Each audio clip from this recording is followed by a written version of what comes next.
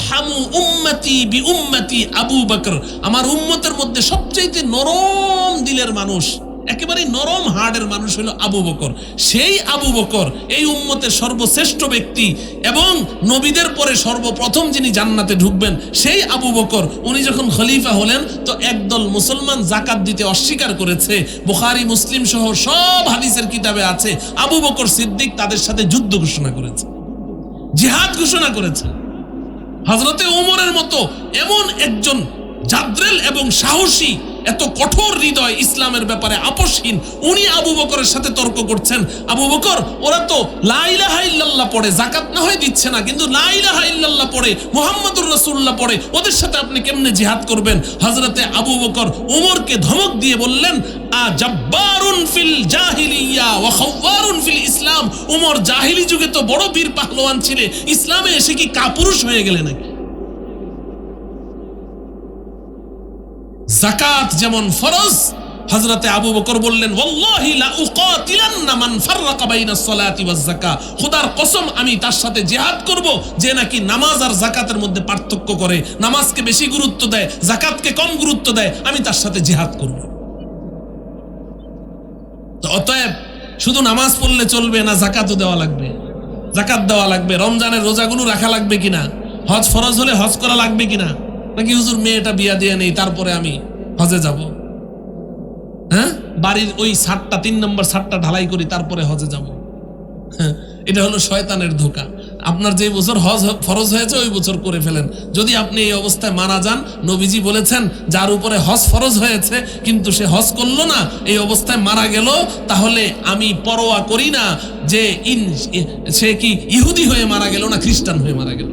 নাউজুবিল্লাহ বলেন। তাহলে ইবাদতের আঙ্গুলি আমরা মজবুত রাখবো তো ইনশাআল্লাহ। 3 নম্বর আঙ্গুলির নাম কি? মুআমালা। মুআমালা, মুআমালা মানে হচ্ছে লেনদেন। মুআমালা শব্দের অর্থ কি? লেনদেন। ও আমার প্রিয় ভাইয়েরা, আমি শুধু বুঝার জন্য বলছি, এই যে 2 নম্বর আঙ্গুলটা ইবাদতের আঙ্গুল গেল, নামাজ ইবাদত, নামাজ কি?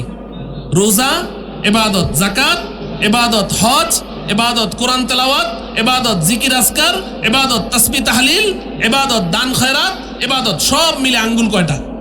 সব মিলে আঙ্গুল কয়টা? আমরা ইসলামে যা কিছু ইবাদত বন্দিগি বলে চিনি সব মিলে আঙ্গুল একটা। আর আপনি শুধু বেচা কেনা করছেন, লেনদেন করছেন, এটা একাই আঙ্গুল একটা, সমান সমান। আপনি একটু কল্পনা করে দেখেন তাহলে মুআমালার গুরুত্বটা কত বেশি ইসলামে।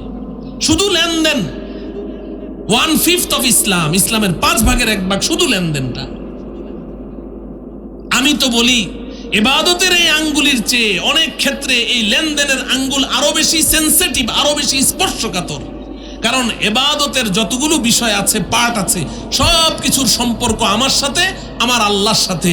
আমি ইবাদতের মধ্যে কোনো ত্রুটি করেছি তো আল্লাহর হক নষ্ট করেছি। আল্লাহ পাক আরহামুর রাহিমিন, যখন বুঝে আসলো তওবা করলাম, চোখের পানি ছেড়ে দিলাম, আল্লাহ পাক আমাকে মাফ করে দিবেন। কিন্তু আমার প্রিয় ভাই, এই মুআমালা এটা কার হক? সবাই বলেন, বান্দার হক। বান্দার হক। আপনি বিশ্বাস করেন কোন বান্দার হক আপনি মেরে খেয়েছেন, 10টা টাকা অন্যায় ভাবে আপনি একজনের কাছ থেকে নিয়েছেন, নবীজি বলেন লা ইয়াহিল্লু মালু মরিইম মুসলিমিন ইল্লা বিতিবি নাফসি। একজন মুসলমানের সম্পদ তোমার জন্য ততক্ষণ পর্যন্ত হালাল নয় যতক্ষণ পর্যন্ত না সে স্বেচ্ছায় প্রণোদিত হয়ে সন্তুষ্ট চিত্তে তোমাকে না দিবে।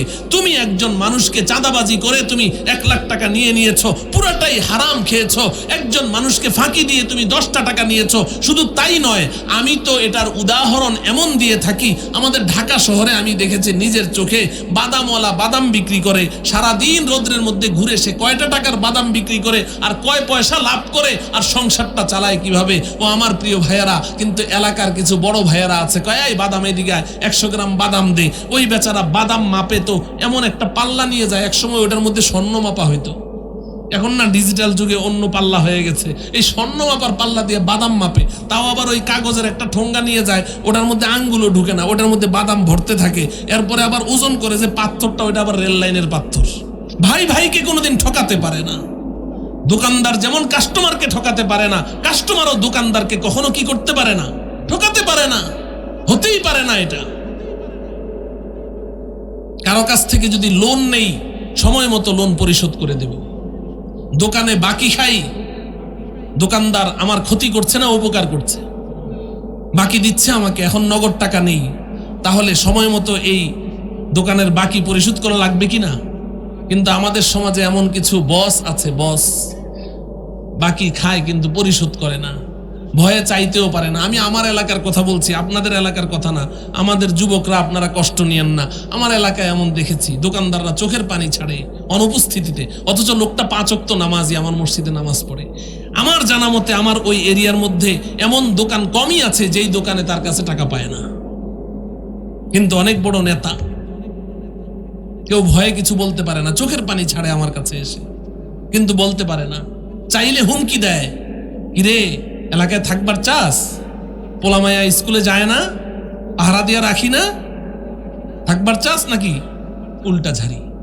কয়দিন কবরে যাও, তারপরে দেখবে বড় ভাইগিরি বের হবে। আল্লাহ আমাদেরকে বুঝার তৌফিক দান করেন। তাহলে লোন নিলে লোন পরিশোধ করব, বাকি খেলে সময় মতো কি করব? আরেকটা লোনের কথা বলি, মনে কষ্ট নিবেন। বিয়ের মধ্যে দেনমোহর আছে না? হ্যাঁ, দেনমোহর পরিশোধ করে দিবেন, ওটা একটা লোন। ওটা কি লোন? আপনার কাছ থেকে আমি 1 লক্ষ টাকা লোন নিয়েছি, এই লোনটা পরিশোধ করা যেমন ফরজ, ঠিক বিবাহের দেনমোহর আদায় করা সমান পর্যায়ের ফরজ। একটুও কম নয়, একটু অংশেও কম নয়।